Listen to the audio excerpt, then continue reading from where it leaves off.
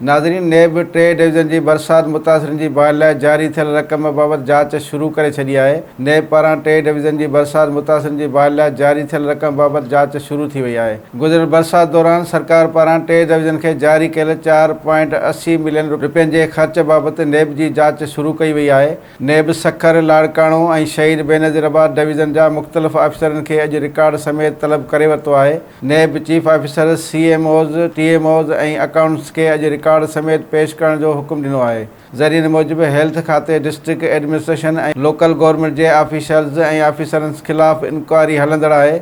ॼाणायल ऑफिसरनि खे जारी थियल रक़म किथे, कहिड़ी मद में ऐं कीअं ख़र्च थी बाबति जवाबु दाख़िल करण जो हुकुम ॾिनो वियो आहे। ज़रियनि मूजिबि ख़रीद कयल सामान जी ज़िले सतह ते लिस्ट बर्ती टेक्निकल रिपोर्ट बि पेश करण जी हिदायत कई वई आहे। ज़रियनि जो चवणु आहे त डिस्ट्रिक्ट सतह ते ख़र्च कयल रक़म जी रिपोर्ट समेत रिकॉर्ड नेब ऑफिस सखर में पेश करण जी हिदायत कई वई आहे।